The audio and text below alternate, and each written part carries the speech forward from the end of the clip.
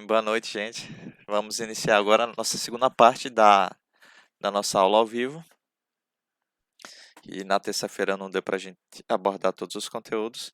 E a gente vai continuar aqui falando um pouquinho sobre a meteorologia aplicada aos incêndios florestais, sobre risco e perigo de incêndios florestais e sobre os índices de perigo. Esses serão os três temas que a gente vai abordar nessa aula de hoje. Vai ser meio que uma revisão, como a gente tem um tempo reduzido até às 8 horas, meio que tentar abordar, tentar deixar apenas aqueles tópicos mais importantes e que devem ser cobrados para vocês na prova de domingo. Lembrando, a prova de domingo ela vai ter 2 horas de duração. A partir do momento que você clica em iniciar para fazer a prova, vai ter o contador lá, o relógio. São 10 questões, 9 questões de múltipla escolha. E múltipla escolha verdadeiro ou falso e uma questão subjetiva para vocês escreverem. Bem, continuando. Temperatura e incêndios. Como eu comentei para vocês na nossa última aula, a temperatura ela exerce uma influência direta com relação à propagação e ignição do material combustível, ou seja, da vegetação. Ele exerce tanto a influência direta como também a influência indireta. A influência direta, ela se refere na quantidade de calor que vai ser necessária para elevar o combustível à temperatura de ignição. Por exemplo, se um material combustível, se uma folha, se um galho, ele está com a temperatura mais baixa, consequentemente você vai precisar de uma fonte de ignição que forneça uma quantidade maior de calor até que esse material ele atinja a temperatura de ignição. Além disso, ele também exerce uma influência indireta que está relacionado sobre os outros fatores, como por exemplo a propagação do fogo, entre os quais o vento, a umidade do combustível e a estabilidade atmosférica acabam dependendo da temperatura do ar. Por exemplo, se a temperatura do ar ela está mais alta, significa dizer que a umidade relativa do ar ela vai estar mais baixa. Por quê? Porque há uma relação direta entre a temperatura do ar e a umidade relativa do ar. E se a umidade relativa do ar está mais baixa, consequentemente, o material está mais seco. Então, nós temos essa influência direta no que diz respeito à temperatura de ignição do material. Se o material está mais frio, ele vai apresentar mais dificuldade para queimar. E a influência indireta, que está relacionada à influência que vai exercer em demais fatores. De maneira geral, a gente pode considerar que a temperatura ao longo do dia, né, ela apresenta o maior valor por volta das 13, 14 horas, mais ou menos. Então, vocês daí de Xique-Xique, vocês conseguem perceber que geralmente por volta de 1 hora da tarde tem aquele calor mais alto. Consequentemente, significa dizer que o material está propício a queimar com mais facilidade, justamente nesse intervalo daí das 13 às 14 horas. E é por isso justamente que a maioria dos índices de perigo, que a gente vai comentar daqui a pouco, eles utilizam esse horário aí, as variáveis climáticas obtidas nesse horário para justamente definir qual que é o perigo de fogo. Passando da temperatura, que a gente já comentou na nossa última aula, vamos falar agora sobre a umidade do ar. A umidade do ar, ou umidade relativa do ar, ela representa a quantidade de vapor de água presente na atmosfera. Ou seja, se a umidade relativa do ar está alta, significa dizer que a gente tem uma quantidade elevada de vapor d'água na atmosfera. Já se a umidade está baixa, significa dizer que a gente tem pouco vapor de água na atmosfera. E isso se relaciona em que ponto com os incêndios florestais, com as queimadas? Se relaciona no fato de que há uma constante troca, o tempo todo está havendo troca de umidade entre o material combustível, ou seja, entre a vegetação e a atmosfera. O tempo todo está tendo essa troca aí de umidade entre um e outro. Se o material está mais úmido, então ele acaba perdendo umidade para a atmosfera. Já se o material ele está mais seco do que a atmosfera, então ele acaba ganhando umidade da atmosfera. E fica o tempo todo acontecendo essas trocas, buscando sempre atingir um equilíbrio. A mesma umidade, a mesma, valor de umidade na atmosfera e no material. Só que esse valor ele nunca é atingido, por quê? Porque ao longo do dia, a umidade sempre vai mudando. Então, geralmente na madrugada, a umidade relativa do ar está mais baixa, aí vai chegando perto do meio-dia, vai caindo essa umidade relativa do ar, depois volta a subir à medida que vai caminhando para o final da tarde e noite. Então a umidade relativa do ar ela está sempre sendo alterada, sempre em constante, modificação e consequentemente, acaba sempre ocorrendo essas trocas de umidade entre o material combustível e a atmosfera. Resumindo, quanto mais baixa a umidade relativa do ar, ou seja, quanto menor a quantidade de vapor d'água na atmosfera, consequentemente o material ele vai acabar ficando mais seco. Por quê? Porque o material ele vai acabar perdendo, umidade para a atmosfera.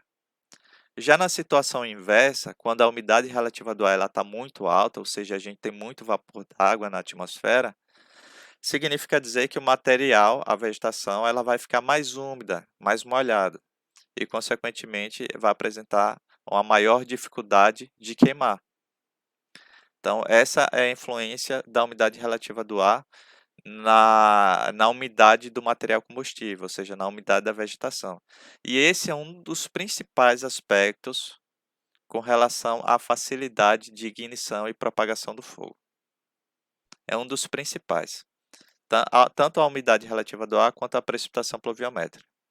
A precipitação pluviométrica todo mundo já sabe aqui. Sempre quando chove muito, a vegetação ela fica úmida, fica molhada e não queima. Mas a umidade relativa do ar também tem esse efeito direto e muito, muito importante. Então, geralmente, as queimas, os incêndios, eles acontecem nos horários em que a umidade relativa do ar está mais baixa e nos locais onde se costuma ter uma umidade relativa do ar também mais baixa. Locais onde a umidade relativa do ar é muito alta, geralmente a vegetação ela também apresenta um teor de umidade alto e que acaba dificultando a propagação do fogo. Perfeito? Ficou claro o efeito da umidade relativa do ar?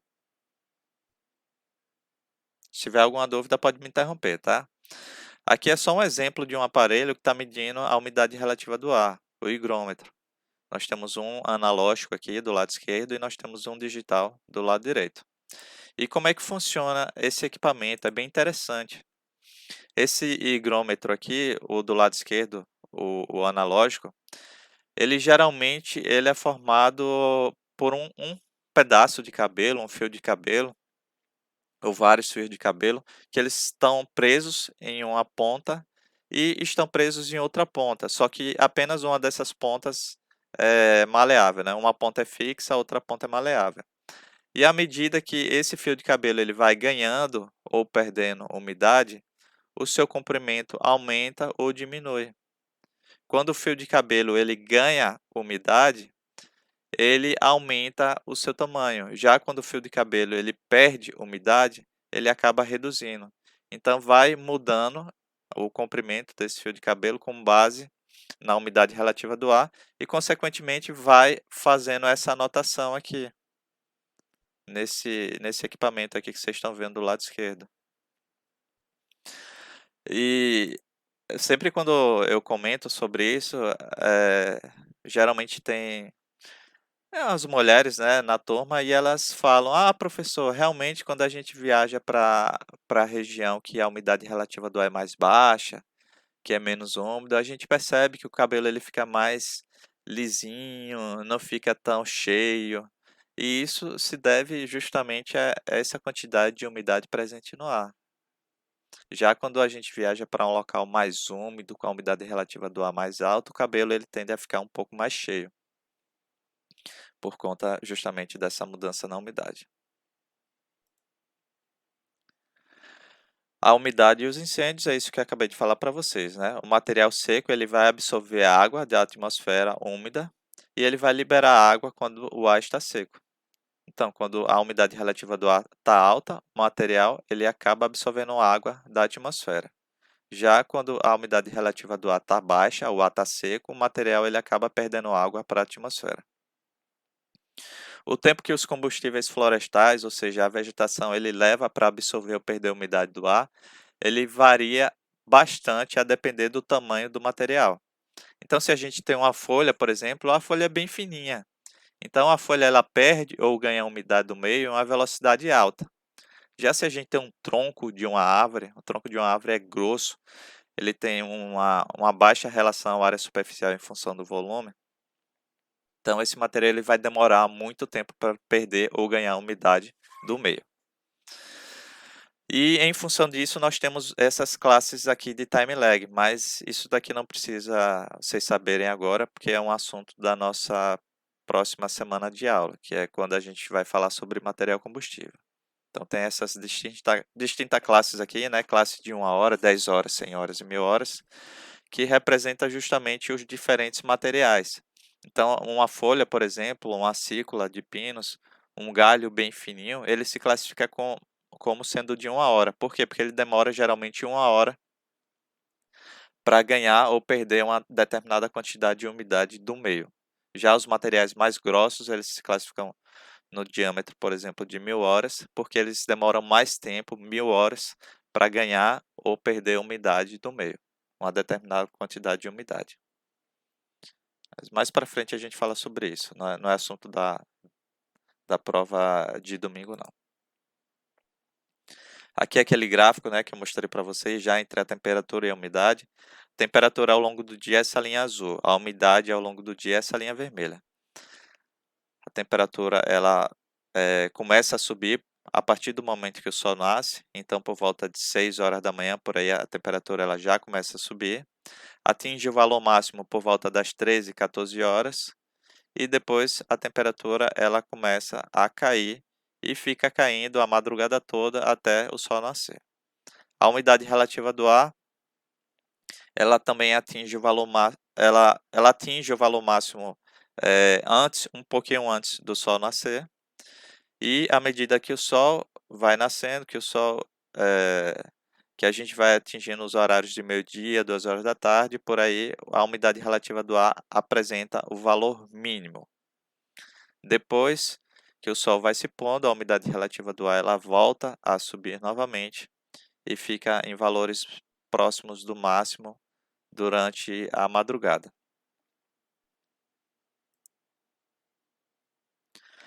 A precipitação pluviométrica, eu já falei para vocês, né? Quando chove, isso é óbvio, vai molhar o material e o material vai acabar tendo dificuldade de queimar. Uma observação aqui: quanto maior a altitude, menor a temperatura e, consequentemente, a menor possibilidade do ar reter umidade e maior probabilidade do vapor se condensar e chover ou nevar. Deixa eu explicar isso aqui direitinho para vocês. Vou botar a caneta aqui. Digamos que nós temos uma área aqui e nós temos aqui uma montanha. Aqui, mais próximo do solo, nós vamos ter uma temperatura mais alta. A temperatura do ar vai estar mais alta. E à medida que vai subindo, o ar tende a se resfriar, então a temperatura do ar vai estar mais baixa. Menor temperatura. Por quê? Porque nós temos o Sol. O Sol ela emite a radiação eletromagnética, né, que, como eu comentei com vocês, e parte dessa radiação ela acaba sendo retida no solo e posteriormente é emitida na forma de calor. Então, essas camadas de ar que estão mais próximas do solo, elas acabam esquentando mais. Tanto é que se você for andar descalço no chão, aí for andar descalço, por volta de meio-dia, 1 hora da tarde, você vai perceber como realmente o solo ele fica quente. E esse calor do solo, ele acaba passando para essas camadas da atmosfera mais baixa. Então, o ar que está mais próximo do solo é um ar mais quente. Como esse ar que está mais próximo do solo é um ar mais quente, ele apresenta uma densidade menor. Ele é um ar ligeiramente mais leve, com menor densidade. Então, o que é que acontece? Esse ar quente, que está aqui mais próximo da superfície, ele vai tender a subir. Por quê? Porque é um ar mais leve. Então, o ar mais leve, ele sobe. E à medida que ele vai subindo aqui, esse ar ele vai se resfriando. Por quê? Porque ele vai se afastando da superfície terrestre. E vai subindo e vai se resfriando. No entanto, chega num ponto que esse ar ele se resfria e volta, e à medida que vai resfriando, ele vai aumentando sua densidade e volta novamente a ficar pesado, digamos assim. Então, ele desce novamente e ocupa esse espaço aqui do ar do ar que estava mais quente, né? Do ar que acabou subindo. É importante que vocês saibam isso, que vocês entendam esse procedimento aí, para justamente entender como que é formada como se deslocam, né, as massas de ar e também como é formada a precipitação. A precipitação pluviométrica ela ocorre o quê? Através da condensação do vapor d'água. Então essa água aqui ela é evaporada, essa água próxima da superfície terrestre ela é evaporada, ela passa por o ar, esse vapor d'água, e à medida que esse ar vai subindo, como eu acabei de explicar para vocês, né, por conta da baixa densidade, então esse ar é mais leve, então ele vai tender a subir. O ar mais quente ele sobe, enquanto o ar mais frio ele é pesado, ele desce. E à medida que esse ar quente vai subindo, ele vai se resfriando. E tem uma característica do ar que quanto mais baixa a sua temperatura, menor vai ser a sua capacidade de armazenar o vapor d'água. Então, à medida que a temperatura do ar vai diminuindo, ele vai perdendo a capacidade de armazenar vapor d'água. Então, o que é que acontece? À medida que a temperatura do ar diminui, o vapor d'água acaba se condensando e a gente tem a precipitação pluviométrica, ou seja, aí chove. Então, recapitulando, o, a radiação eletromagnética solar ela vai atingir a água, vai acabar esquentando essa água, parte dessa água ela vai acabar sendo evaporada, vai passar para vapor d'água atmosférico. E à medida que esse vapor d'água ele vai subindo, chega a um ponto que ele vai se condensar. Por quê? Porque à medida que vai subindo, a temperatura vai diminuindo. E quando se condensa, chove e essa água cai. Então, esse é o princípio básico. E claro que existem outros tipos de chuva, existe a chuva orográfica, que é formada em função das diferenças de relevo, existe a chuva também que ocorre por conta do encontro de uma massa de ar fria com a massa de ar quente, mas o princípio é basicamente esse. O ar quente ele tem uma grande capacidade de reter vapor d'água, enquanto que o ar mais frio não. Então, quando a temperatura do ar ela vai se reduzindo, acontece que o vapor d'água ele acaba se condensando e nós temos a formação da chuva. E com relação à medição, né, da precipitação pluviométrica, ou seja, a medição da chuva, a gente utiliza esse equipamento chamado de pluviômetro.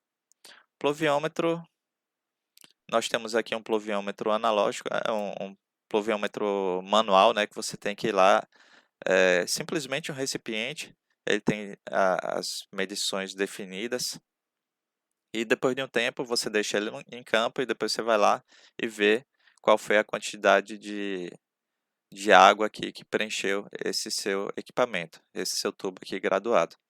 E nós temos também já pluviômetros digitais, que é tipo uma colherzinha aqui, e à medida que vai enchendo essa colherzinha, ela bate o sensor e esvazia por conta do peso, né? A colher enche, então à medida que ela enche, ela acaba virando e libera todo esse conteúdo de água acumulado, e isso vale como, por exemplo, 3 ml. Se a colher é de 3 ml, então à medida que ela enche e seca uma vez, então você já considera 3 ml, e assim por diante. Então, cada vez que essa colherzinha ela enche e seca, vai aumentando a quantidade de precipitação medida aqui através desse pluviômetro.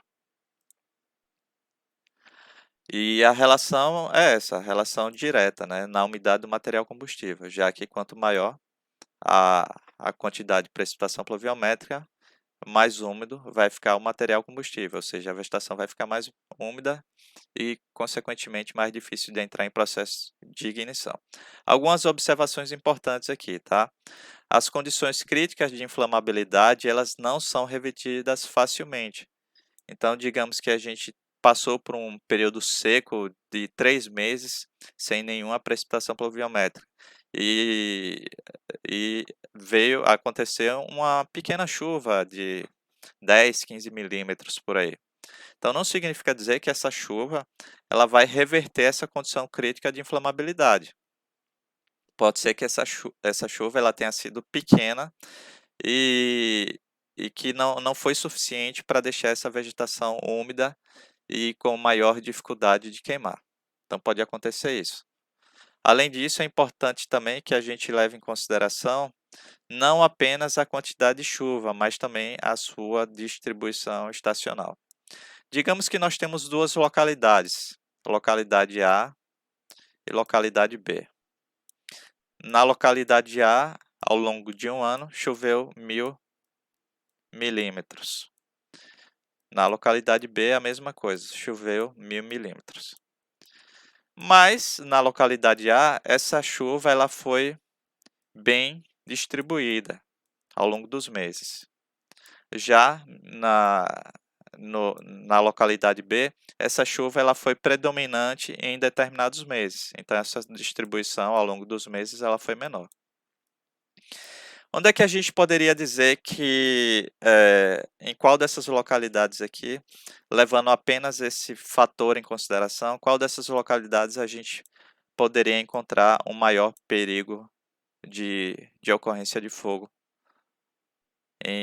pelo menos em boa parte do ano aqui? Alguém poderia me dizer? Alguém que está com o microfone aberto aí? Na B, não sei. Então, Exatamente, na região B. Por quê? Porque na região B a chuva não foi bem distribuída. Ela se concentrou, digamos que nos meses de fevereiro e março, por aí. Então se concentrou muito. Então, ao longo do ano, uhum. nós temos um grande intervalo sem chuva. Diferente da região A. Na região A, choveu sempre pouquinho, mas choveu bem distribuído ao longo do ano. Então, o material aqui na região A ele vai apresentar uma umidade mais alta ao longo do ano, enquanto na região B, em determinados períodos, a gente vai encontrar o material extremamente seco, o que vai facilitar a ocorrência de fogo nessa região B aqui. Com relação ao vento, né? Falei sobre a temperatura, falei sobre a umidade, falei sobre a precipitação pluviométrica e agora eu vou falar um pouquinho sobre o vento. O vento ele vai afetar diretamente a velocidade de propagação do fogo, já que o vento ele está fornecendo um dos principais componentes do fogo, que é o que? O oxigênio. Então, se o vento ele está mais forte, ele acaba fornecendo uma maior quantidade de oxigênio e acaba aumentando a intensidade desse fogo aí. E além disso, olha só, vou tentar fazer um outro desenho aqui.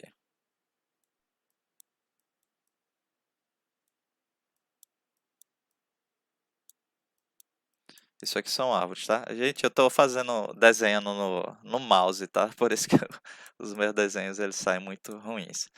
Então, se essa vegetação aqui ela está queimando, isso aqui, digamos, seria o fogo. Vou pintar de vermelho, acho que fica melhor. Pronto, isso aqui é o fogo. O fogo está consumindo essa vegetação aqui, um fogo bem grande, bem intenso. À medida que o fogo está consumindo essa vegetação aqui da esquerda, o vento está soprando aqui e está já levando calor. O calor desse fogo aqui já está sendo transmitido para essa vegetação aqui que está na direita. E à medida que o calor está chegando aqui nessa vegetação que ainda não está queimando, mas esse calor já faz com que essa água, que essas árvores, ela já perca a umidade, já vão ficando secas. As folhas dessas plantas já acabam que já vão ficando secas. Então, quando o fogo atinge essa região aqui, ele já vai se propagar com mais facilidade ainda. Por quê? Porque o calor, né, o calor que foi emitido, que foi transmitido através da condução, através da convecção, para essas árvores aqui do lado direito que ainda não estavam queimando, ele já foi aquecendo esse material, já foi contribuindo, fazendo com que esse material perdesse umidade e, consequentemente, a partir do momento que o fogo atingir essa parte aqui dessa vegetação, então o fogo já vai atingir proporções ainda maiores. Então essa seria aqui a influência do vento na propagação do fogo. Uma questão aqui com relação aos ventos, né? O movimento das camadas de ar quando acontece um incêndio.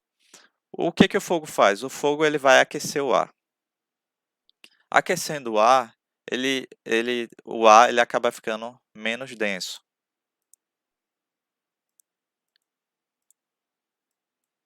O ar, ele, aqui mais próximo do fogo, esse ar aquecido, vermelho aqui, ele vai acabar ficando menos denso. E como eu acabei de falar para vocês, né? Quando o ar se aquece, qual que é a tendência? O ar ele vai tender a subir. Por isso que se você está com um fogão aceso aí em sua casa, cozinhando alguma coisa, e você bota a sua mão em cima dessa panela que está cozinhando, você vai sentir aquele ar quente. Mas se você bota na lateral aqui, cadê? O fogão está aqui, o fogo está aqui, mas se você bota na lateral, você não sente tanto calor assim. Mas se você bota a sua mão em cima desse fogo, você sente sim. Por quê? Porque esse calor está sendo transmitido, está seguindo o fluxo ascendente, está subindo. Então, à medida que o ar esquenta, esse ar ele vai tender a subir. Já quando esse ar sobe, ele vai se resfriando. E à medida que ele vai se resfriando, ele vai descendo novamente. Quando vocês abrem a porta da geladeira na casa de vocês, vocês percebem um ar frio no chão, nos pés de vocês? Vocês geralmente quando eu abro a porta da geladeira, eu sinto o ar frio ele passando pelos meus pés. Por quê? Porque esse ar frio é mais pesado. Então eu não sinto muito o ar frio aqui na minha cabeça, mas eu sinto nos meus membros inferiores. Por quê? Porque esse ar frio é mais pesado, então ele desce. Já o ar quente é mais leve, então o ar quente ele tende a subir. Então faz mais ou menos essa movimentação aqui. Quando nós temos um incêndio, algum fogo, alguma queimada, o ar que está em contato, o ar que está mais próximo desse fogo aqui, ele vai se aquecer e ele vai tender a subir. E à medida que ele sobe, ele vai se resfriando e depois desce. Então forma mais ou menos um ciclo assim. Só para vocês entenderem mais ou menos a questão das movimentações das massas de ar, né? Então, o ar ele tende a se movimentar de um centro de alta pressão para um centro de baixa pressão. Aqui, onde o ar está bem quente, a gente considera como sendo um centro de baixa pressão. Aqui, onde o ar está mais frio, a gente considera como centro de alta pressão. E tem aquela questão do som que eu mostrei para vocês, né? Que eu comentei com vocês na nossa última aula, mas não cheguei a mostrar. Eu vou mostrar aqui agora. Eu achei o vídeo e vou botar aí para vocês verem. We're both graduating. Tá, abriu aí para todo mundo? Vocês estão conseguindo enxergar? Começou agora. Tá, eu vou dar play aqui, tá? O vídeo tá em inglês, From the graduating from mas depois de terminar o vídeo, é pequenininho, 50 segundos. Depois de terminar, eu faço alguns comentários. Mas the preste Electrical and atenção Computer aí. Engineering Department at George Mason University this coming May. We're here, we're just going to test out our device that we use that uses sound frequencies to extinguish flames. I see this device being applied to a lot of things. First off, I think in the kitchen, it could be on top of a stovetop. But eventually, I'd like to see this applied to maybe swarm robotics where it'd be attached to a drone, and that would be applied to forest fires or even building fires where you wouldn't want to sacrifice human life. Professor Brian Mark really stepped in to help us. He just gave us a lot of support. I think as a whole, engineering is really just finding solutions finding simple solutions to complicated problems. Engineering is all about finding a way to make the impossible possible. So that's what we did. Deixa eu voltar aqui. E eu aqui esperando fazer o boom do som. Que som? Só vi apagar o fogo, ele pode ser vento. Então, Já. são ondas sonoras, né? Essas ondas Ah, tá. sonoras, então, é que tem aquela caixa de som ali, essa caixa ela provoca essas ondas sonoras, e essas sonoras elas conseguem afastar a chama do material combustível, como naquele exemplo da vela que eu dei para vocês. Digamos que nós temos aqui uma vela, aqui é a chama da vela, e à medida que você sopra essa vela, você está fornecendo mais oxigênio, beleza. O oxigênio é um dos componentes necessários para o fogo. Então, você soprando essa vela, você vai aumentar a intensidade desse fogo aí? Nesse caso, não. Por quê? Porque você vai causar esse deslocamento da chama com relação ao material combustível. O material combustível é a parafina, né? Então, é a parafina que vai fornecer...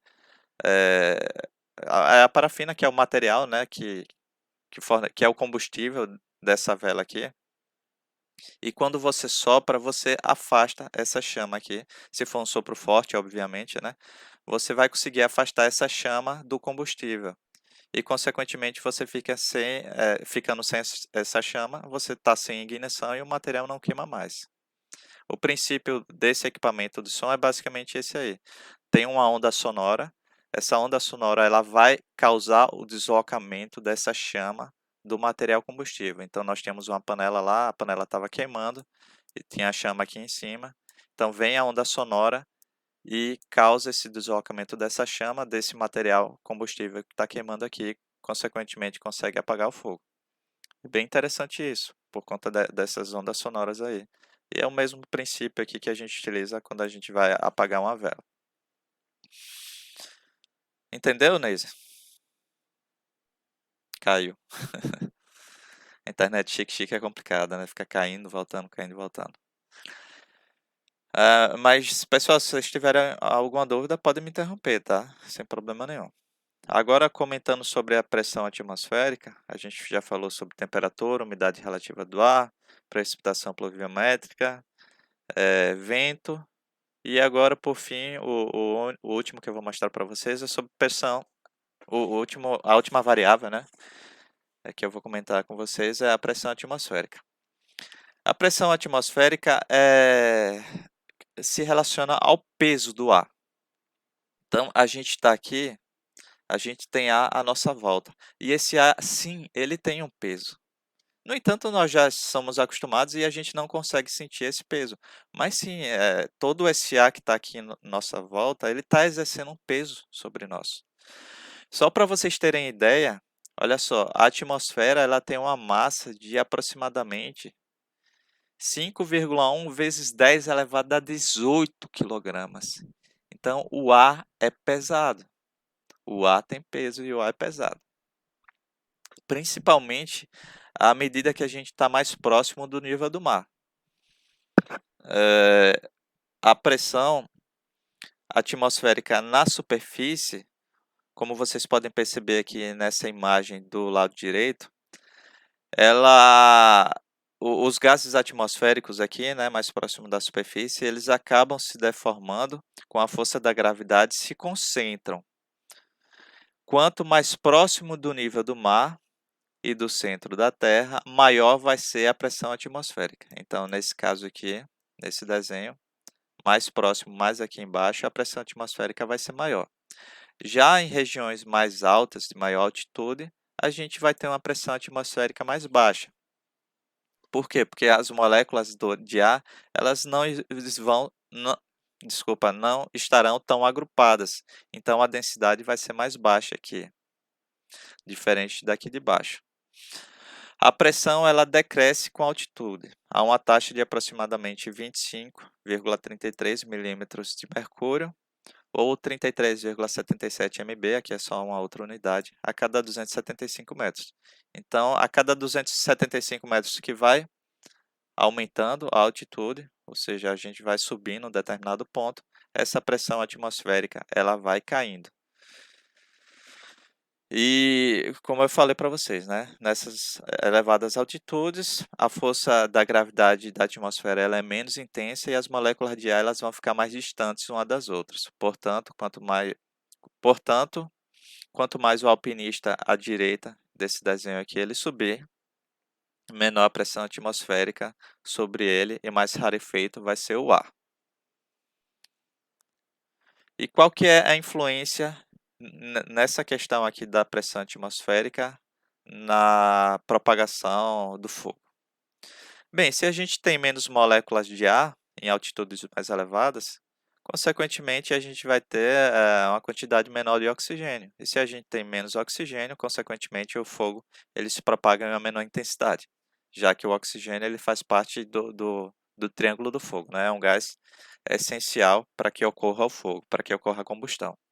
Já se a gente está mais próximo do nível do mar, se a gente tem uma densidade maior de gás, a gente tem uma quantidade maior de oxigênio, consequentemente o fogo ele se propaga com mais facilidade aqui.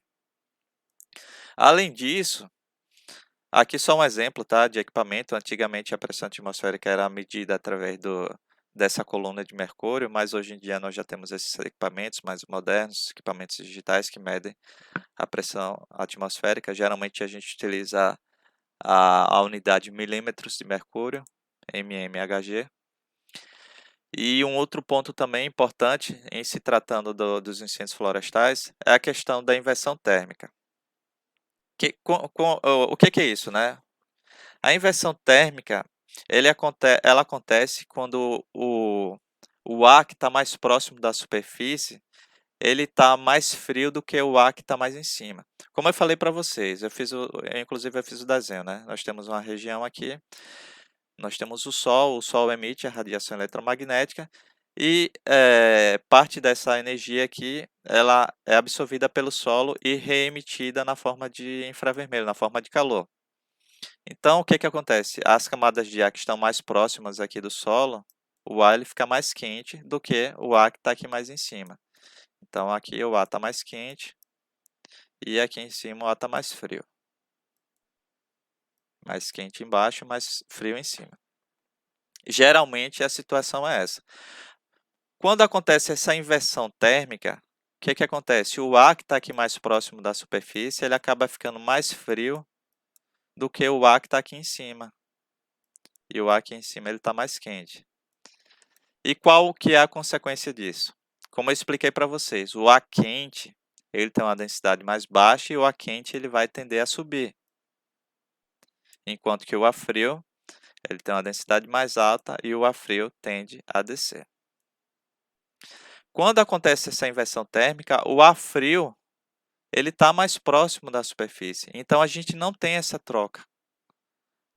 O ar frio ele não vai subir. O ar frio é pesado, então ele vai se manter aqui embaixo.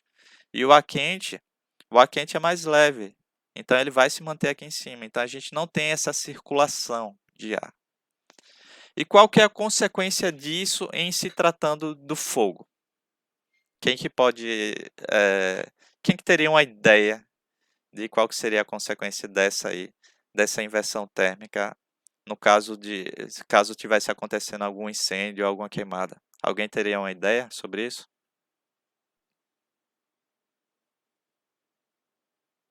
Eu acho que só quem está com o microfone ativado é a Leide e a Neise, né? Neise, você está conseguindo entender? Você que sempre fala nas minhas aulas, está conseguindo entender o assunto? Hoje eu não estou entendendo nada, porque aqui do lado de casa, a casa do vizinho está com som, com a igreja ligada, eu não estou conseguindo entender nada. Ixi, Maria. E a Leide? Leide, está conseguindo entender? Não, professor, não entendi não também. Ixi, Tem igreja Maria. aí, Leide, do lado, Leide, tem não? Então é porque não tá dando. Então é porque não tá dando, eu também não tô conseguindo nada. Tô tentando, mas não tô conseguindo não. Tá, eu admito que esse assunto é um pouquinho complicado para quem não tem para quem nunca estudou sobre isso, né? Sobre movimentações atmosféricas, sobre massa de ar, formação de chuva e etc. Mas deixa eu tentar resumir mais uma vez aqui. Olha só, o ar quente, o ar quando se esquenta, ele sobe. Isso é fato. Você bota a mão no fogão de sua casa, você sente aquele ar quente lá batendo na sua mão. Mas se você bota do lado, você não sente tanto calor assim.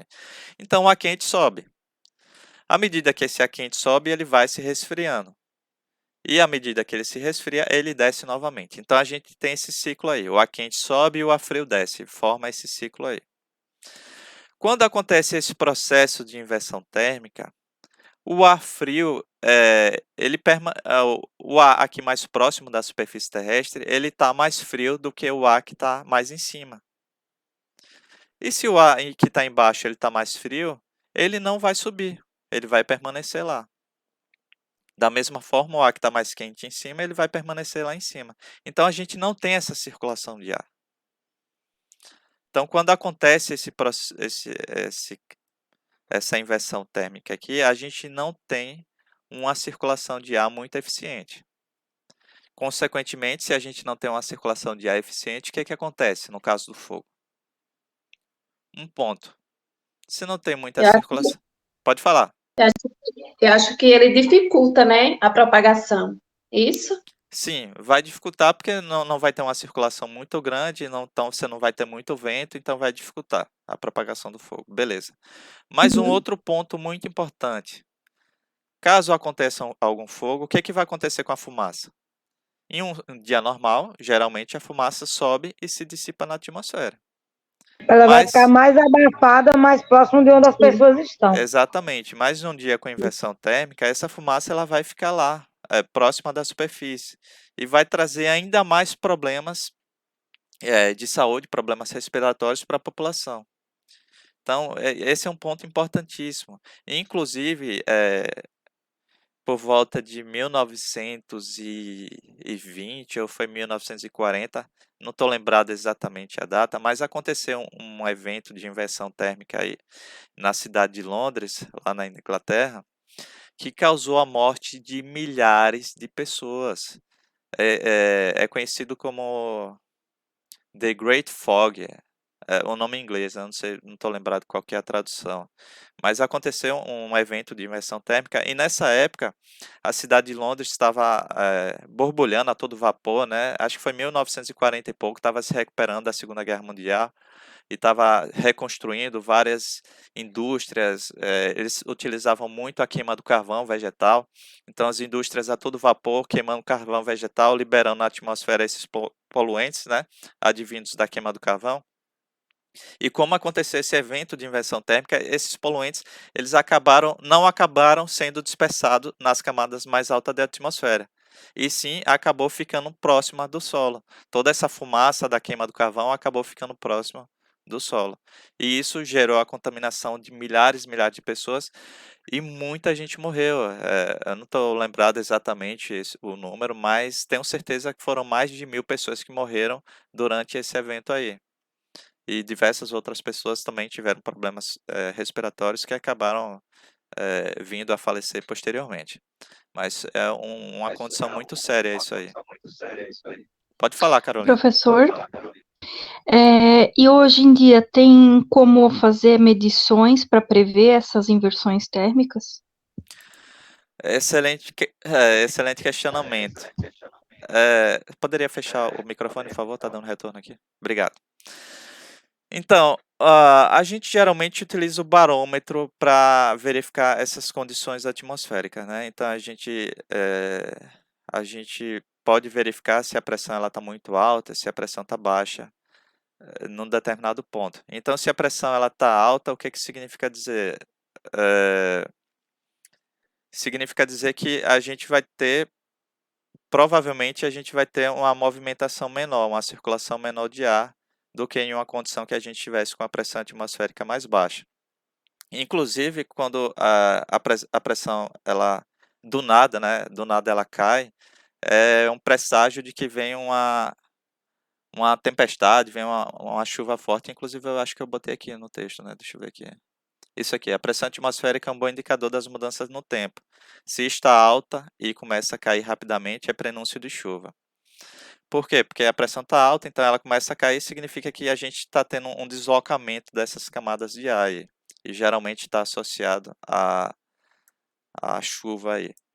Então, a sua pergunta que você fez, é importante que a gente faça esse monitoramento dessa pressão atmosférica aí, principalmente quando a gente vai realizar uma queimada, vai fazer uma queima controlada em uma determinada área, é importante que a gente monitore para que justamente a gente possa determinar qual que vai ser a influência que essa pressão vai exercer durante a queima. Perfeito? Perfeito. Pronto, dando prosseguimento, a gente vai falar agora um pouquinho sobre risco e perigo de incêndios florestais. Eu já comentei rapidamente na nossa última aula, mas só uma revisão rapidinha aqui, e vou dar um exemplo para vocês. O perigo ele está relacionado justamente com as características da vegetação, as características climáticas. E já o risco de perigo, além disso, ele associa também a probabilidade de ignição. Deixa eu ir para o exemplo aqui que vai ficar mais fácil para vocês. Digamos que nós temos essa área aqui, dessa fotografia. Nessa área a gente tem o quê? Tem muito material combustível, a vegetação está aqui morta, a vegetação está seca, a gente percebe claramente que está seca aqui. Então a gente pode dizer que nessa área tem muito perigo. Tem muito perigo de fogo, porque tem muito material combustível e esse material está seco. Mas a gente pode dizer que nessa área ela apresenta muito risco? Não, a gente não pode dizer isso. Não necessariamente. Por quê? Porque o risco também está associado à presença de agentes causadores. Ou seja, no caso do Brasil aí, o risco está associado principalmente à presença de ignição a partir de fatores antrópicos. Então, se essa área ela for uma área muito isolada, se não tiver acesso humano, se é uma área também que não costuma ter incidência de raios, nós não podemos dizer que essa área ela tem um grande risco. A gente pode dizer que tem perigo, sim. Perigo, sim, porque tem grande material combustível, esse material está seco, então ela tem perigo. Mas o risco também está associado ao fator ignição. Vou botar aqui fator ignição. Então, quando a gente leva em consideração apenas o perigo, a gente não considera a probabilidade desse material vir a queimar em função da presença de uma fonte de ignição. Já quando a gente avalia o risco, a gente leva em consideração também essa questão desse fator de ignição. Um outro exemplo aqui para deixar ainda mais claro. Olha só, aqui é uma fotografia, digamos que essa fotografia ela foi retirada dentro de um parque nacional, de uma área de conservação, e essa área de conservação costuma receber bastantes turistas. E esses turistas vão lá, fazem uma fogueirinha, e eventualmente eles não apagam direito essa fogueira, deixam lá. Então a gente pode dizer que nessa área que o risco é elevado, tem mais risco de fogo? Sim, a gente pode dizer isso. Por quê? Porque tem esse fator de ignição, né? Mas a gente também tem que levar em consideração as características da área, né? Pelo menos nessa foto aqui, a gente percebe que não tem tanto combustível assim. Não tem muito, tem um pouquinho de folhas acumuladas aqui no solo, mas não me parece ser uma quantidade muito grande. Então a gente pode ser que nessa área aqui, claro que a gente tem uma presença desses agentes que vão causar a ignição do fogo, né? Dessas pessoas aqui. Mas me parece que não tem muito combustível assim, então, sei lá, eu poderia botar um risco mediano. Caso nessa área que não tivessem acesso a pessoas, essa seria uma área com risco mais baixo. Já como nessa área tem acesso a pessoas, as pessoas fazem fogueiras nessa área, a gente poderia colocar um risco mediano para alto, vai depender muito da quantidade também de material combustível que está aqui presente. Então, no risco, a gente avalia tudo. O risco, a gente avalia a quantidade de material, a gente avalia se esse material está seco ou não, e a gente também avalia a presença de agentes de ignição. Já no perigo, a gente avalia apenas com relação ao material, né? A gente não avalia a gente avalia com relação ao material, avalia também aspectos climáticos, mas a gente não avalia a probabilidade de eventos de ignição. Deixa eu ver se eu tenho mais algum slide aqui sobre isso. Pronto. Para concluir, para deixar claro, o risco do fogo geralmente a gente mede através de mapas. Então a gente faz o mapeamento do risco de fogo. E nesse mapeamento a gente leva tudo em consideração. A gente leva o tipo de vegetação, a gente leva o relevo, a gente leva as condições climáticas de uma determinada área, a gente leva em consideração a presença de pessoas. Por quê? Porque geralmente o fogo está associado à presença de pessoas. Pelo menos no Brasil, 99% dos incêndios são originados a partir de pessoas e apenas 1% a partir de raios. Então, quando a gente leva tudo isso em consideração, a gente pode criar esse mapa de risco aqui. A gente pode avaliar o risco para uma determinada localidade. Quando a gente leva em consideração apenas as condições meteorológicas e ou também as condições do combustível, né? Se o combustível se a quantidade é grande, se o combustível está seco, a gente determina o perigo. Fire danger, né? Que vem do inglês perigo, e fire risk aqui, risco. Deu para entender ou ficou alguma dúvida com relação a isso aí? A diferença entre risco e perigo? Neise, conseguiu entender? Entendi, sim. Pronto. Por isso que esses índices que eu passei para vocês, que a gente vai Já começar... tô falando, já tô quase falando inglês. Fire danger. Esses índices que a gente vai começar a conversar agora, né? Daqui nos próximos slides, eles são índices de perigo. Por que índices de perigo? Porque esses índices, eles medem as condições, eles estão associados às condições meteorológicas locais. Nesses índices, eles não medem a probabilidade de uma pessoa ir lá e fazer uma queima ou fornecer uma ignição para iniciar esse incêndio. O índice ele não mede isso. Quem faz isso são os mapas, né? Então, os mapas de risco que estão relacionados a isso, que a gente pode descrever a probabilidade de uma área queimar mais ou menos a partir da proximidade de populações humanas. Então, áreas que são densamente povoadas, áreas que têm acesso à população, elas costumam apresentar um risco maior do que áreas mais isoladas, né, sem acesso à população.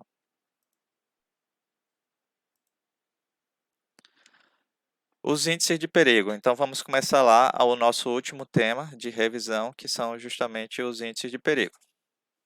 O tema índice de perigo. O conhecimento do grau de perigo diário ela é uma ferramenta muito importante na gestão florestal, na gestão de áreas florestais. Por quê? Porque você sabendo o perigo para um determinado dia, por exemplo, se hoje o perigo está baixo, o que eu posso fazer? Hoje o perigo está baixo, então eu posso dispensar o pessoal que está responsável os brigadistas, né? Eu posso dispensar, não, olha só, o perigo está baixo, nos últimos dias também o perigo se manteve baixo, então vocês podem tirar uma folga, não precisam trabalhar. Já se o perigo ele estiver muito alto, então eu já vou deixar essas equipes de combate sobreavisadas. Olha só, os últimos dias o perigo vem dando uma aumentada, hoje o perigo está na classe extrema, então já fica aí avisado, já fica preparado que existe uma probabilidade de que talvez ocorra algum evento de incêndio na nossa região. Então isso é importantíssimo com relação à gestão, né? Principalmente com relação a essas empresas produtoras, empresas florestais, como por exemplo, na Bahia nós temos putz, esqueci o nome, Bahia Pulp, acho que é isso, que é uma empresa que tem milhares e milhares de hectares de plantação de eucalipto, e justamente quando o fogo queima uma área dessa, eles acabam tendo um prejuízo econômico muito grande. Então, eles estão sempre ligados com relação ao perigo do fogo. Essas equipes de combate elas estão sempre sobreavisadas com relação à variação diária desse perigo de fogo.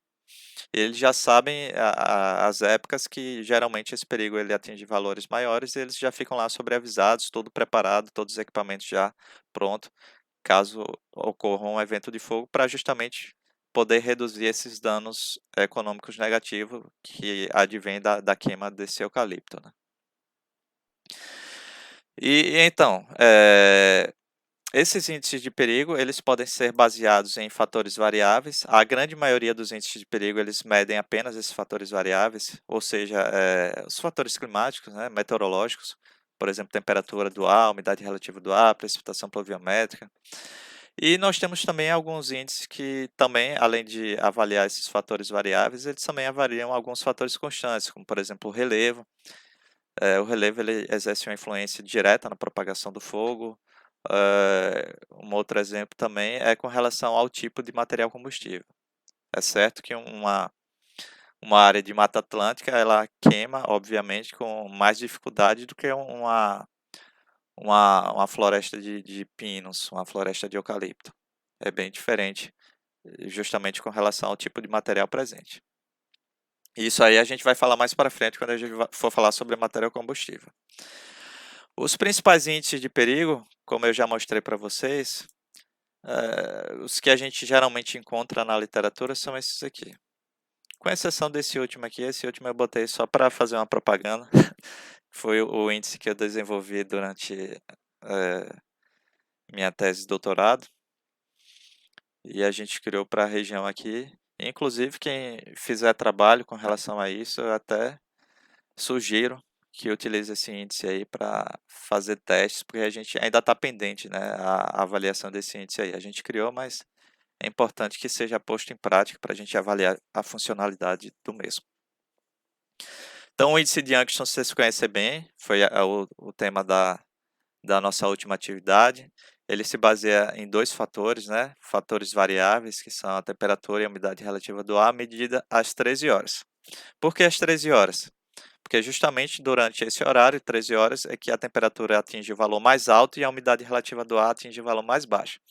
Ou seja, seria o período crítico para a ocorrência de fogo. A grande maioria desses índices aqui, eles utilizam esses valores medidos às 13 horas. Com exceção, esse Rodrigues e Moriarty aqui, ele mede às 15 horas. Mas a grande maioria mede às 13 horas, porque justamente nesse horário aqui é que a vegetação ela vai estar com temperatura mais alta e com a umidade mais baixa, ou seja, com maior facilidade de queimar. O índice de Taliesin ele foi desenvolvido na ex-União Soviética, ele se baseia em outros fatores, né? Além da temperatura e da umidade relativa do ar, ele se baseia também ele se baseia na temperatura do ar e na temperatura do pão de orvalho. Eu estava me confundindo aqui com outro. O índice de Nesterov ele foi desenvolvido na Rússia. Ele se baseia na temperatura do ar e no déficit de saturação do ar. O índice de Rodrigues e Moretti foi desenvolvido na região andino-patagônica, lá na Argentina, e ele é baseado na temperatura, umidade relativa do ar, velocidade do vento e quantidade de dias sem chuva, ou seja, utiliza 4 fatores, né, diferente desses outros 3 aqui que eu mencionei para vocês, que utilizam apenas 2 fatores meteorológicos. Esse de Rodrigues e Moretti aqui ele utiliza 4. Temos a fórmula de Monte Alegre, foi desenvolvida lá em Curitiba, no Paraná, né? E por Ronaldo Viana Soares, é um pesquisador lá da UFPR, está aposentado já. Ele é baseado na umidade relativa do ar e na precipitação pluviométrica diária. Nós temos a fórmula de Monte Alegre alterada, que foi atualizada. Eles se basearam na fórmula de Monte Alegre e atualizaram, inserindo a velocidade do vento. Então, além da umidade do ar e da precipitação, também inclui a velocidade do vento. Ela foi, se eu não me engano, ela foi criada por Nunes, no ano 2005. Nós temos o FWI, né, o Fire Weather Index, que é um índice canadense, inclusive é o mais utilizado no mundo, esse FWI aqui. Ele é baseado na umidade relativa do ar, temperatura do ar, precipitação pluviométrica e velocidade do vento. Além disso, existem outros componentes também do FWI que medem também a questão da vegetação, tá? Mas para determinar a secura do material, ele utiliza esses parâmetros aqui. Temos o NFDRS, que é de lá dos Estados Unidos, National Fire Danger Rating System. que é baseado também em características do material combustível, teor de umidade do material combustível, velocidade do vento, declividade. Então, como você pode observar, ele é baseado em fatores tanto variáveis quanto fatores constantes. Temos o FFDM, que é da Austrália, Forest Fire Danger Meter, que é baseado na precipitação pluviométrica, evaporação, velocidade do vento, temperatura e umidade relativa do ar. E o índice que eu criei durante a minha tese de doutorado, ele é baseado na umidade relativa do ar, precipitação pluviométrica nas últimas 24 horas e quantidade de dias sem precipitação pluviométrica. Esses aqui são alguns índices que a gente pode encontrar na literatura. Eu não vou cobrar de vocês que vocês saibam uma fórmula. Eu posso cobrar na prova o índice de Angstrom, né? Porque eu já passei uma atividade, mas eu não vou cobrar para vocês esses outros índices aqui. Mas caso vocês queiram entender as suas fórmulas, como calcular esses respectivos índices, eu sugiro vocês assistirem a videoaula que eu gravei lá no YouTube sobre esse tema específico. E além disso, eu tenho tabelas também no Excel. Caso vocês tenham interesse, eu posso enviar essa tabela, onde você simplesmente basta modificar os parâmetros de entrada, né? Como, por exemplo, você basta inserir a temperatura do ar e a umidade relativa do ar do dia, e nessa tabela no Excel já gera automaticamente o valor do índice, seja o índice de Angstrom, a fórmula de Monte Alegre, a fórmula de Monte Alegre alterada e assim por diante. Então, caso alguém tenha interesse, eu posso fornecer sem nenhum problema essas tabelinhas aí do Excel para facilitar o cálculo de todos esses índices aí. Falou tabela do Excel, a cabeça já dói. Você manda, professor, lá no grupo. Eu não vou mandar no grupo, porque eu não sei se todo mundo vai ter interesse, né? Mas quem quiser, fala comigo no privado que eu mando, não tem problema não. Mas estando lá, quem tiver interesse, usa. Quem não Pode ser tiver interesse, também. simplesmente ignora. Oxi lá, que você é besta. Tá bebendo uma escola aí, não Não, é? é água. Não venha dizer que é chá, não. Aí é o suco da confusão. Uma Bora, aguinha. voltar. Bora que está sendo gravada essa aula. Além disso, o conhecimento de grau, como eu já mencionei para vocês, o conhecimento do grau de perigo diário, ela é uma ferramenta, né, essencial. Eu já falei isso aqui também, fatores variáveis, fatores constantes. Isso aí eu já falei. Isso aqui eu já falei também. Só um ponto interessante, esse aqui de baixo que eu não falei ainda. Eles são indicadores que eles refletem antecipadamente a probabilidade de ocorrer um incêndio, assim como a facilidade do mesmo se propagar. Então, ele vai dar uma probabilidade, ele vai dizer, não, hoje o perigo de fogo é extremo, hoje o perigo é alto, hoje o perigo é baixo, hoje o perigo é médio. E a partir daí você faz o gerenciamento dessas operações de combate ou também das atividades de prevenção, né? Se você vê que a gente está entrando em um mês que geralmente o perigo de fogo é elevado, por exemplo, digamos, para a maior parte do Brasil esse mês seria setembro, então a gente está entrando no mês de setembro, onde o perigo é muito alto. Então, nesse mês você aumenta as atividades de educação ambiental, você aumenta a veiculação na mídia de alertas contra o fogo, dizendo que a vegetação está seca, relatando do risco, né, de se você jogar uma bituca de cigarro que pode ocasionar um incêndio. Então você aumenta essas atividades aí de divulgação na mídia dessas atividades de prevenção. Então, o índice de perigo ele auxilia tanto nessas operações de combate, né, no gerenciamento dessas operações de combate, como também pode ser utilizado para ações de prevenção ao fogo. E é isso. Esses são os assuntos. Eu finalizei agora os assuntos da nossa primeira avaliação. Na nossa primeira aula, na aula de terça-feira, a gente revisou sobre os principais termos, a gente revisou sobre os problemas ambientais ocasionados pelo fogo. E nessa segunda parte a gente falou sobre a meteorologia aplicada aos incêndios florestais, né? Mais especificamente sobre a temperatura, a umidade relativa do ar, precipitação pluviométrica, velocidade do vento e pressão atmosférica. A gente falou também sobre a diferença entre risco e perigo de fogo. E eu finalizei agora comentando rapidamente sobre os principais índices de perigo. Ficou alguma dúvida com relação a isso? A gente ainda tem um tempinho aí. Se vocês tiverem alguma dúvida, a gente tira essas dúvidas. Caso não tiverem nenhuma dúvida, eu posso verificar aqui, posso tentar bolar rapidamente. Bolar não, mas eu tenho alguns documentos com algumas questões aqui e a gente pode tentar resolver algumas questões. Professor, Pode falar, Carolina. em relação ao vento, o que temos que monitora a direção e a intensidade do vento, que possa ser utilizado para dados em campo e já entrar direto no software, coisa do tipo? Pronto. Caroline, geralmente o vento a gente utiliza a medição através de anemômetros. Então, tem a estação meteorológica, a estação ela tem um anemômetro, né, que ele fica rodando e fica medindo a velocidade desse vento, e além disso, ele tem uma pazinha também na parte inferior que ele mede a direção desse vento. Como o vento é muito instável, né, é algo que geralmente está ventando em 1 minuto, aí depois, 1 minuto depois, pode ser que não esteja ventando, geralmente a gente utiliza valores médios para determinados períodos.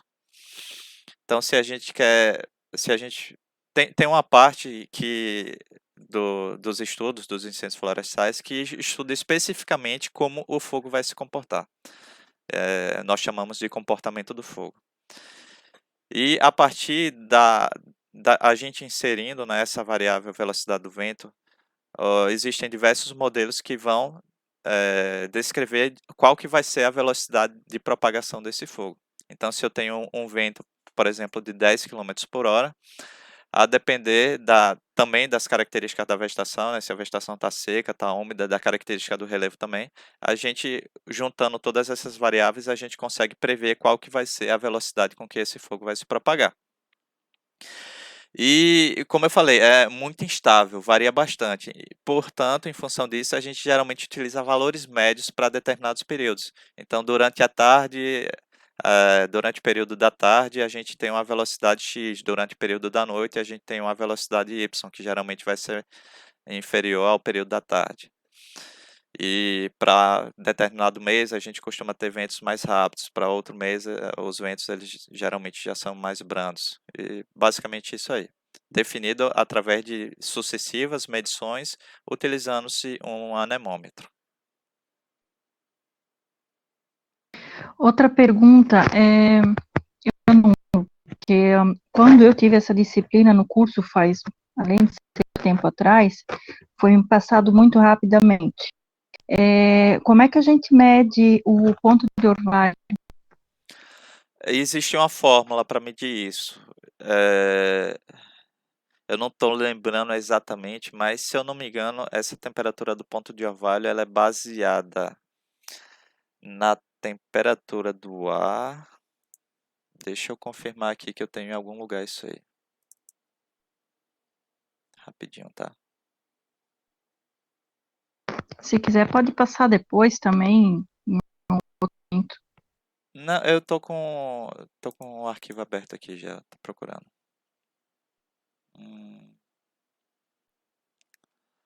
Não sei, faz o seguinte, enquanto eu vou pesquisando aqui nos slides, você digita no Google fórmula para calcular a temperatura do ponto de orvalho. Se eu não me engano, ela é baseada na temperatura e também na umidade relativa do ar, alguma déficit de pressão, alguma coisa relacionada à umidade, eu não sei exatamente o que, não estou lembrado exatamente o que. Mas o que é que acontece? Todos os dias, quando a gente acorda pela manhã, né, geralmente a gente vê essa vegetação com aquelas gotículas da água, mesmo que não tenha chovido durante a madrugada. Então a gente vê aquele orvalho, né, que está presente nas folhas, está presente nos galhos dessas plantas, em algumas superfícies também, no vidro, geralmente a gente pode observar também essas gotículas d'água. E é isso que nós chamamos de orvalho. Essa formação desse orvalho, ela se dá por conta do fato de que durante a madrugada a temperatura do ar ela se reduz. Então, durante o dia a gente tem uma temperatura mais alta e a partir do momento que o sol se põe, essa temperatura ela começa a cair e continua caindo até o momento em que o sol nasce novamente.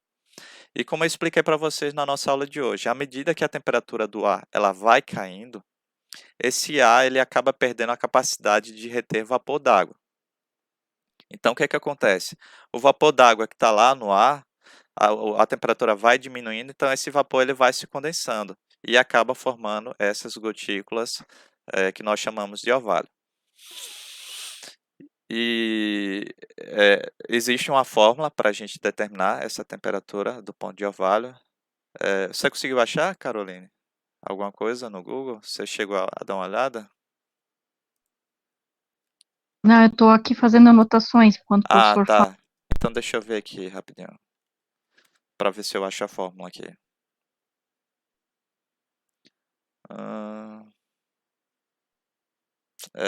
Eu não... É bem complicada essa fórmula aqui, é um pouquinho complexa, mas eu acho que eu achei aqui.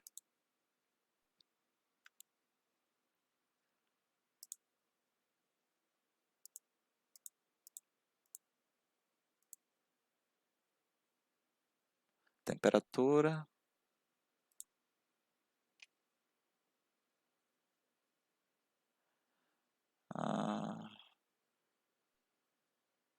Isso, é em função da temperatura do ar e da umidade relativa do ar. Pode ser calculada por essa fórmula que eles chamam de fórmula de Magnus. Mas existem outras formulações, pelo que eu estou vendo aqui, tá? Tem uma outra formulação aqui que você pode calcular também essa temperatura de orvalho com base na pressão atmosférica também, pressão de vapor d'água, temperatura e umidade relativa do ar. Existem algumas fórmulas aí para calcular essa temperatura de orvalho aí. Pronto. Mas deu para entender o princípio geral aí? Sim. Eu queria ainda ver se existe. Eu vi que na aula tem um programa que o professor utilizou ali para fazer o cálculo do índice canadense lá, né? O FWI. E sim. Ele é um programinha gratuito. Você sabe fazer esses cálculos ou como tem que baixar? Funciona? É um programa gratuito. Deixa eu ver se eu tenho aqui. FWI Calc. Vou botar aí no chat para você. Eu acho que se você pesquisar no Google, você encontra esse programinha. Na verdade é FWI Calculator. Calc é a abreviação. Se você não encontrar qualquer coisa, você fala comigo, eu posso te enviar o programa. Tá, e outra minha dúvida é, com todos esses, né, pressão, umidade, temperatura, o professor tem algum software de monitoramento? Não, é porque depende muito do índice que você vai utilizar, né? Geralmente, o que a gente tem? A gente tem a estação meteorológica e a gente obtém diariamente esses dados registrados na estação meteorológica. E a partir desses dados, a gente aplica em um determinado índice. Geralmente, a gente utiliza essas tabelas no Excel, né? Na tabela do Excel, a fórmula ela já está lá inserida, então você simplesmente insere os dados que são necessários, né, as variáveis de entrada, e a partir desses dados que a gente obteve a partir da estação meteorológica, você já calcula o valor desse índice para um determinado dia. Diferente desse da FWI, no FWI a gente tem esse programa, né? Mas também porque o cálculo do FWI é um pouquinho mais complicado, envolve diversas outras variáveis. Já esses cálculos mais simples, dá para fazer tranquilamente no Excel, sem nenhuma dificuldade.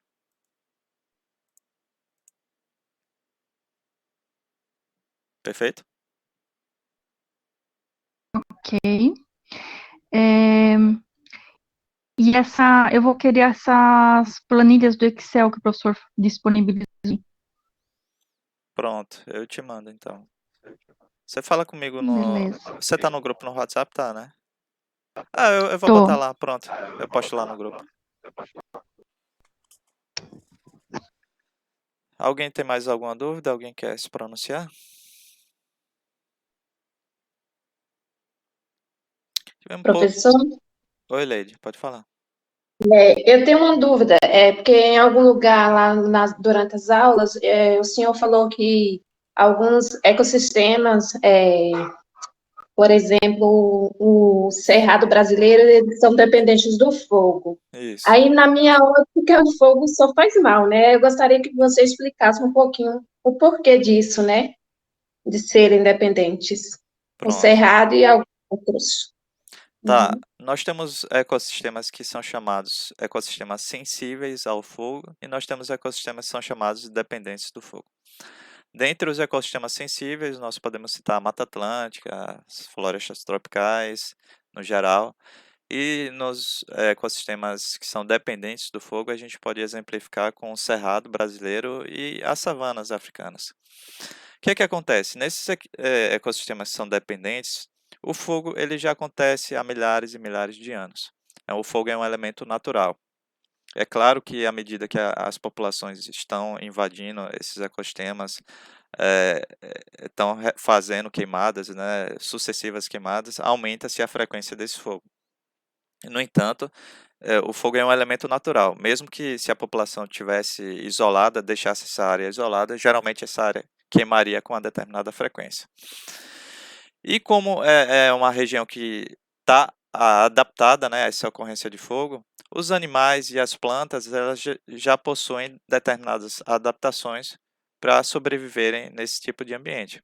Por exemplo, existem algumas plantas no cerrado que elas germinam, que suas sementes elas germinam somente depois da passagem do fogo.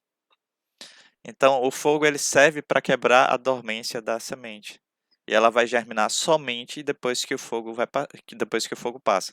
Por que isso seria uma característica positiva?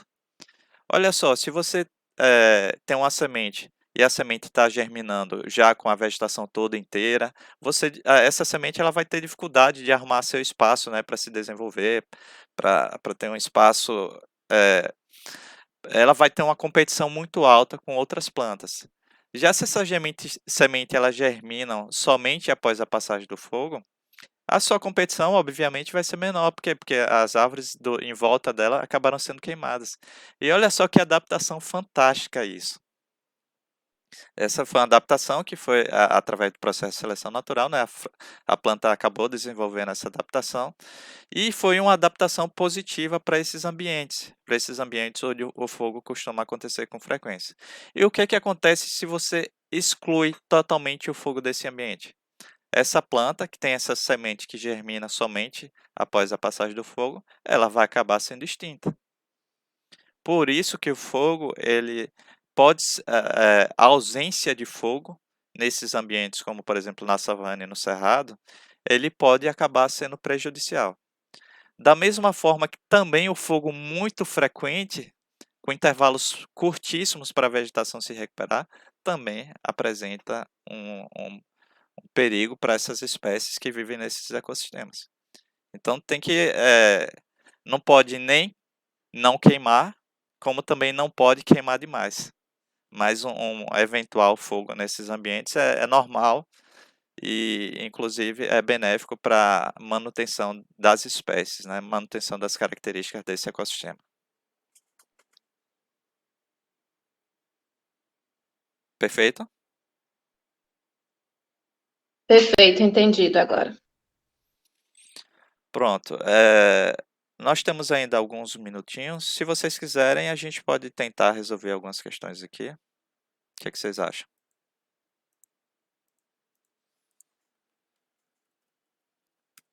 Vamos fazer Professor, umas... aproveitando então, eu tinha posto uma dúvida no grupo, é que eu vi que teve alguma evolução ali que no material escrito estava uma aí no vídeo estava outra. Eu só mandei uma pergunta ali se eu entendi então como é o cálculo para o índice de Youngster. Isso, Carolina. Inclusive, gostaria de agradecer a você, né, por ter me mostrado esse errinho aí.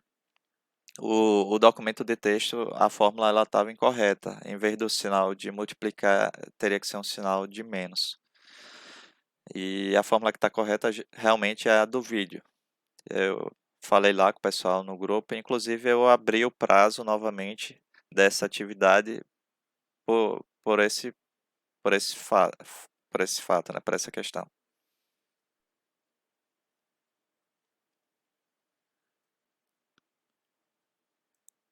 Vou pegar umas questões aqui, tá? Só um segundinho.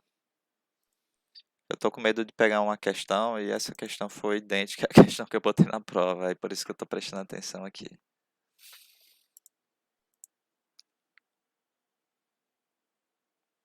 Eita.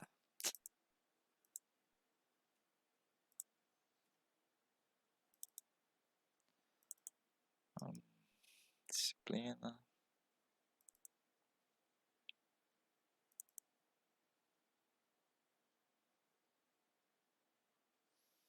Aqui são questões subjetivas, eu quero questões objetivas.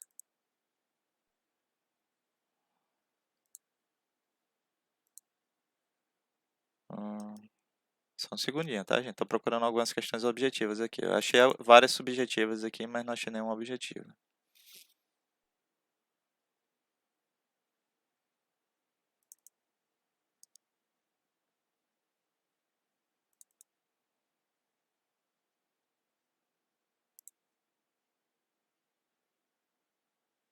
Questionário.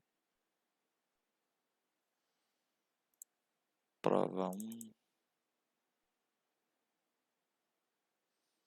Caramba, todas as minhas provas foram subjetivas. Prova 2. Aqui achei.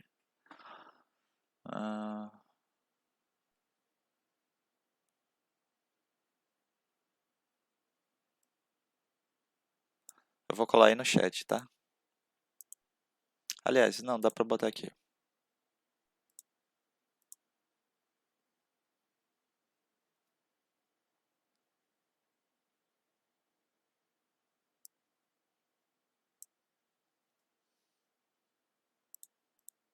Tá aparecendo pra vocês a questão aí? Sim. Sim. Sim, professor. Pronto, deixa eu só colar mais algumas aqui. Pronto, vamos tentar resolvendo essas questões aí. Vamos lá, essa daqui foi uma questão do ano 2016, prova de concurso, né? Polícia Científica, Pernambuco. Vamos lá, no que se refere ao controle de incêndios florestais, assinale a opção correta. Letra A. Para determinar as causas de um incêndio florestal, é necessário localizar o ponto onde um incêndio tenha sido debelado. Letra B. São de fácil detecção as causas de um incêndio provocado por incendiários. Letra C. As brigadas de incêndios florestais são formadas exclusivamente por servidores públicos. Letra D. A utilizar índice de perigo de incêndios florestais que sejam confiáveis. A utilização de índices de perigo de incêndios florestais que sejam confiáveis é fundamental para um planejamento mais eficiente das medidas de prevenção a incêndios florestais. E letra E. As causas de incêndios florestais variam independentemente das características climáticas, florísticas, topográficas de cada região.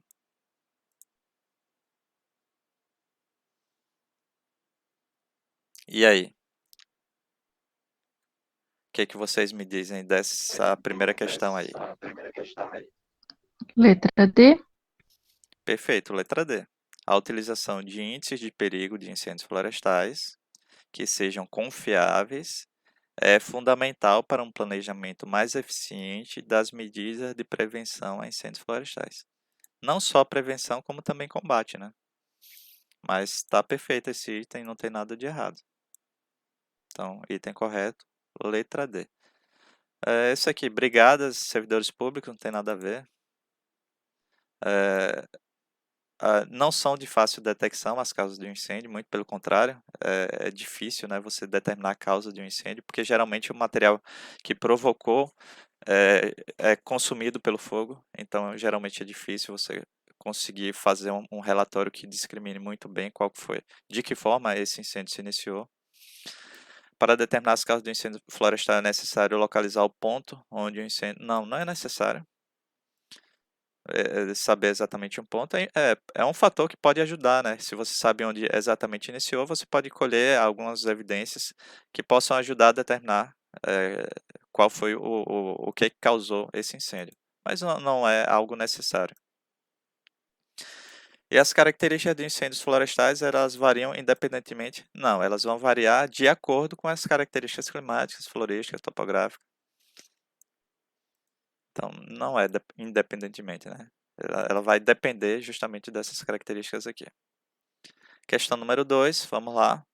A principal causa de incêndios florestais incontroláveis no Brasil é o descarte de guiambas de cigarro em brasa na vegetação. Eu não falei sobre isso, mas eu acho que vocês são capazes de determinar esse item aqui.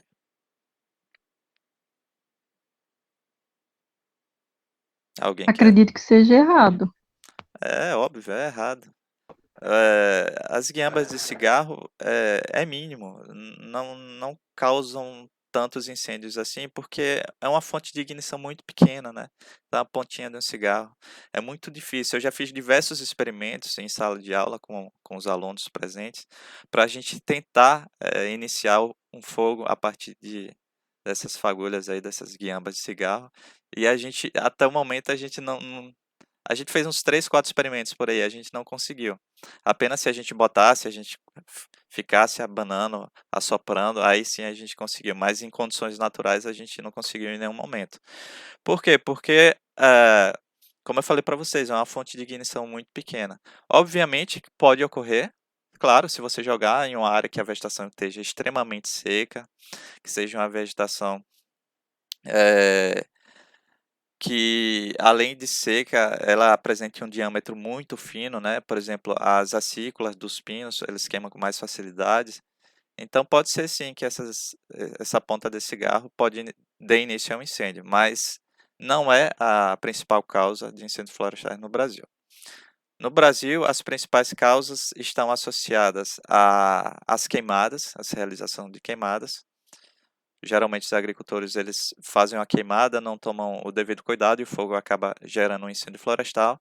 E também incêndios criminosos, onde a pessoa vai lá e inicia um incêndio por sua vontade, porque quer, porque é louco, porque quer provocar o mal, quer destruir uma área, problema mental, assim por diante. Falta de educação ambiental também. Então, essas são as principais causas aqui no Brasil. Próxima questão. Os incêndios florestais são responsáveis por grandes prejuízos econômicos, ambientais e sociais, portanto, preveni-los é a melhor solução. A respeito desse item, julgue abaixo.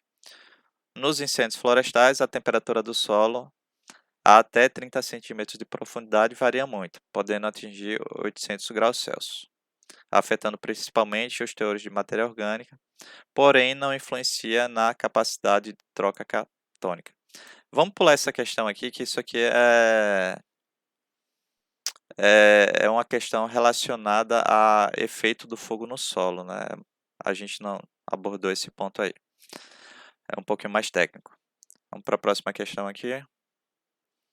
O fogo ainda é um dos agentes mais utilizados na supressão das áreas de floresta no Brasil. E, quando fora de controle, pode ser responsável pela destruição de extensos ecossistemas. Entre as consequências dos incêndios florestais, inclui-se o A. Então, ele quer saber quais são as consequências dos incêndios florestais. Vamos lá, letra A. Modificação de hábitats em relação à disponibilidade de alimentos e abrigo. Ampliação dos fluxos de água. Subsistência do paisagismo. Aumento da resistência das árvores. Incremento de fomento agrícola. Esses itens estão bem estranhos aqui, viu? Foi uma questão da CESP, Polícia Científica, Pernambuco, e ele quer saber as consequências dos incêndios florestais. Por aqui a gente já pode tirar que esse item A aqui é o item correto. Por quê? Porque o fogo ele vai causar a modificação dos hábitats em relação à disponibilidade de alimento e abrigo. Perfeito. O fogo ele vai destruir a floresta, vai destruir o campo arbustivo, vai destruir o local onde determinados animais vivem, consequentemente vai alterar a disponibilidade de alimentos e também a disponibilidade de abrigo para esses animais. Por isso que quando geralmente uma área queima, nós vemos tantos animais fugindo para outras áreas, né? Então, o item correto aqui é a letra A. Esses outros itens aqui são uns itens bem estranhos, né? Incremento de fomento agrícola, o que tem a ver? Ampliação do fluxo de água, também está meio confuso isso aqui. Letra A. Vou deixar esse item agora para vocês. O conceito de incêndio florestal refere-se à presença de fogo em áreas de formação florestal. Caso o fogo ocorra em formações naturais campestres e savânicas, esse evento deve ser designado por queimada descontrolada. Certo ou errado?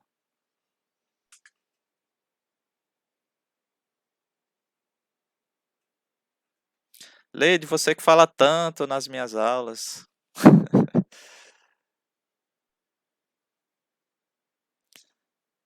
Na hora do exercício você não quer falar, né? Tá quietinha. Quem quer dar opinião? Eu estou aqui analisando ainda, tentando entender. Sou meio lerda. Ô, Leide não. Desculpa, me confundi aqui. É Neide. Neide que fala muito nas minhas aulas. Desculpa, Leide. É Neide a Isso, é falar. Neide. Eu me confundi aqui agora. Cadê a Neide? A Neide caiu, né? Ela caiu.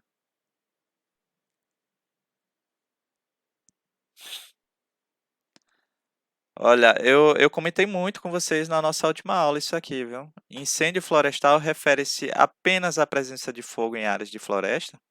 Será que uma área de campo de gramínea queimando, uma área savânica queimando, a gente chama, com fogo descontrolado, a gente chamaria de queimada descontrolada? Errado, não é isso.